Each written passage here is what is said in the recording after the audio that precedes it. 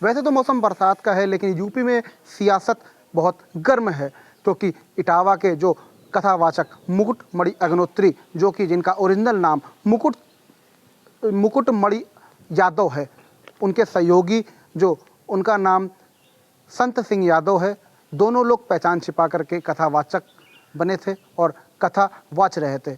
इटावा में कुछ ऐसा हुआ कि एक तिवारी परिवार था जहां पर कथा कहने गए हुए थे, और इसके बाद वहां पर किसी उनके ही गांव ने बताया कि ये ब्राह्मण ने, अग्निहोत्री नहीं बल्कि ये तो यादव हैं और कथा कह रहे हैं। इसके बाद उनको तमाम यातनाएं दी गईं और उनके साथ हर वो कृत्य किया गया जिससे वो प्रताड़ित हो सकें। उसके बाद अखिलेश यादव उनके पक्ष में उतर आए, क्योंकि वो यादव था। अखिलेश यादव के एक सांसद और एक विधायक जो वहाँ के कप्तान हैं उनसे मिले। उसके बाद 4 लोगों को उठा करके वहाँ से जेल भेज दिया गया, जिसके बाद सूबे में अब गहमा गहमी तेज हो गई है। इसके बाद मुख्यमंत्री योगी आदित्यनाथ ने पूरे मामले में संज्ञान लिया, जिसके बाद कुछ ब्राह्मण नेता भी उनके पक्ष में उतर आए, क्योंकि मुख्यमंत्री योगी आदित्यनाथ के आदेश के बाद इन दोनों के खिलाफ छेड़छाड़ का मुकदमा दर्ज हो गया है और इसमें जांच तेज हो गई है। इसमें जो मुकुटमणि अग्निहोत्री उर्फ मुकुटमणि यादव, जो उनके सहयोगी संत सिंह यादव, उनके खिलाफ भी मुकदमा दर्ज हुआ है। इस वक्त हम उनके कानपुर देहात के गांव में मौजूद हैं। हम आपको दिखाना चाहेंगे, यही वो गांव है, यही वो घर है जहां पर वो रहा करते थे। हालांकि बताया जा रहा है कि उनके चाचा का घर है। आप देख सकते हैं उनके चाचा यहां पर मौजूद हैं, बैठे हुए हैं। और जैसे ही ये मुकदमा दर्ज हुआ है उसके बाद से सभी लोग उनके सहयोग में इटावा चले गए हैं और उनका सहयोग करने के लिए वहाँ पर पहुँचे हुए हैं। हमारे साथ इनके चाचा मौजूद हैं, हम बात करेंगे संत सिंह यादव के चाचा से। चाचा, क्या शुभ नाम है आपका?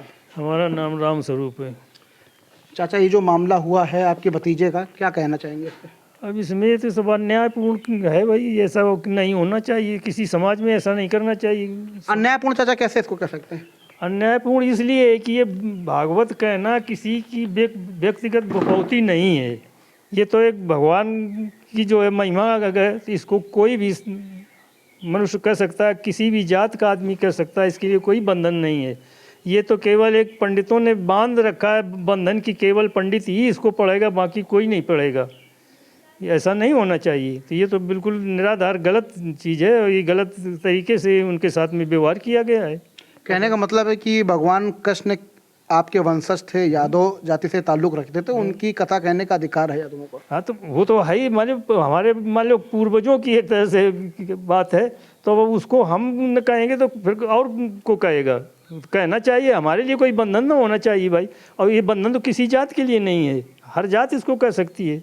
और एक ज़बरदस्ती का बंधन हम डाल दें तो अब ये, चूँकि बुद्धिजीवी समाज में ब्राह्मण रहा है तो उन्होंने इस तरह ऐसी नीति बना रखी कि नहीं, जो काम करेगा वो ब्राह्मण करेगा, बाकी अन्य जात तो कोई करेगा नहीं, बाकी तो सब शूद्र हैं। तो शूद्रों की संज्ञा दे करके, ये यादव शूद्र है, शूद्रों की संज्ञा दे करके उनके साथ में अभद्रता की गई है, जबकि ऐसा नहीं होना चाहिए। आपकी बात सही है, धर्म सबके लिए एक होना चाहिए, सारी चीज़ें होनी चाहिए। लेकिन इसमें जो मुकुटमणि अग्निहोत्री उर्फ मुकुटमणि यादव, इनके 2 आधार कार्ड पाए गए हैं। अपने आप को अग्निहोत्री मतलब ब्राह्मण बताते थे, ब्राह्मण बता करके कथा वाचन करते थे।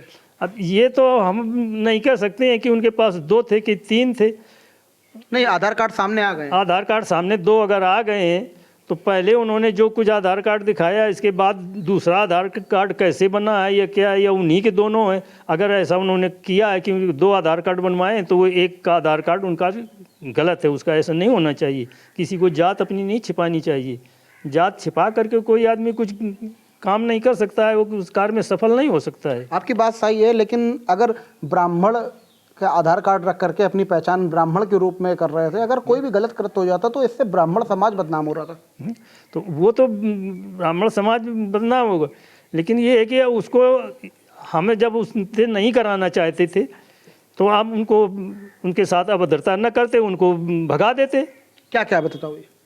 अब उनके अभद्रता तो क्या कि उनके बाल मुड़वा दिए गए, उनको बुरी तरह से पीटा गया, उनके सारे जो है पैसे छीन लिए गए, अंगूठी, चैन, सब कुछ छीन ली गई। यहाँ तक कि उनसे मुकुटमणि से तो 25,000 रुपये भी ले लिए गए, भागवत का खर्चा हमको दो। तो अब ये क्या जायज़ है? ये तो नाजायज़ है। फिर उनके साथ क्यों अभद्रता की गई? जब पैसे ले लिया था तो अपना दूसरा अभ्यास बुला लेते और करवा लेते, उनको छोड़ देते। मारने की और उनको ज़रूरत तो बाल मुड़वाने की क्या ज़रूरत थी कि उनको पेशाब उनके ऊपर छिड़का जाए जिससे वो पवित्र हो जाए। इतना बड़ा ब्राह्मण पवित्र है कि जो है पेशाब टट्टी डाल दे तो आदमी पवित्र हो जाएगा। अगर इतने में पवित्र होता हो तो फिर आप हर चीज़ सूअर को भी पवित्र बना करके गाय बना लेते। अगर इतनी क्षमता है ब्राह्मणों में तो ये क्यों नहीं बना लिया उन्होंने। अच्छा, अखिलेश यादव सपोर्ट में खड़े हो गए हैं। अखिलेश यादव ने लखनऊ बुला करके सम्मानित भी 51,000 रुपये भी दिए। वो तो यहीं अब उन्होंने सम्मान किया है इटावा, ये आकर के उन्होंने जो है उनको दिया होगा। उन्होंने रिपोर्ट दिया तो ये जाति बंधन बांध करके उन्होंने जो कुछ किया है ये अच्छा नहीं होना चाहिए। और अखिलेश ने जो कुछ किया है तो ये अपना उनकी सहानुभूति है कि उन्होंने उनके साथ में जो कुछ किया तो अच्छा अपने समाज के लिए खड़े हुए। बस समाज के लिए जो है उन्होंने जो कुछ किया है, क्योंकि यादव जात के थे, यादवों को अपमानित किया गया तो उन्होंने जो कुछ किया है तो वो अपने आधार पर कर दिया है। अच्छा, अखिलेश यादव की पार्टी समाजवादी पार्टी के एक सांसद और एक विधायक उनके पक्ष में खड़े हो गए, जिसके बाद कप्तान से मिलने के बाद में मुकुटमणि जो अग्निहोत्री उर्फ यादव हैं ये मिले थे जाकर के। उसके बाद 4 लोगों को, ब्राह्मण समुदाय के 4 लोगों को जेल भेज दिया गया। तो 4 भेज दिया गया तो उनको न्याय संगत उनकी जांच करके उनको जैसा जो कुछ हो उस तरह से उनको दंड दिया जाए। अच्छा, एक मुकदमा अभी दर्ज हो गया है आपके भतीजे के खिलाफ और जो मुकुटमणि यादव हैं। तो अब ये बाद में अभी तो ये तो बिल्कुल निराधार मुकदमा दायर किया गया है। अगर इसमें कोई सच्चाई है तो उसकी असलियत को जांच करें, जांच करने के बाद जैसा हो वैसे दोषी पाएँ तो उनको भी दोष दें। कहाँ से जांच कराना चाहते हैं?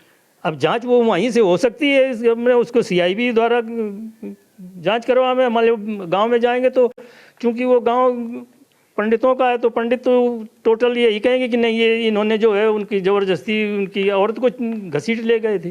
तो ऐसा कहीं संभव है क्या?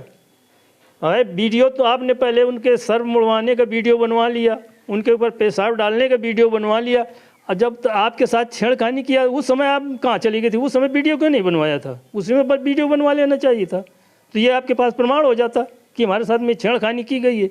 ऐसा क्यों नहीं किया? ये तो एक ज़बरदस्ती का निराधार किया जा रहा है। मुख्यमंत्री जी तो न्याय करते हैं, तो मुख्यमंत्री जी से क्या मांग रखते हैं? और मुख्यमंत्री जी आखिर पक्ष में खड़े रहते हैं कोई भी समाज हो। तो मुख्यमंत्री जी का तो ये कर्तव्य है कि वो मान लो अपने राज्य के राजा हैं तो उनको जो है न्याय करना चाहिए और जैसा समझें वो उस तरह का न्याय करें, उसकी सही ढंग से जांच करवा लें। आपको क्या लगता है ये जो चीज़ें हो रही हैं, सियासत हो रही है, उसको लेकर के क्या कहेंगे आप?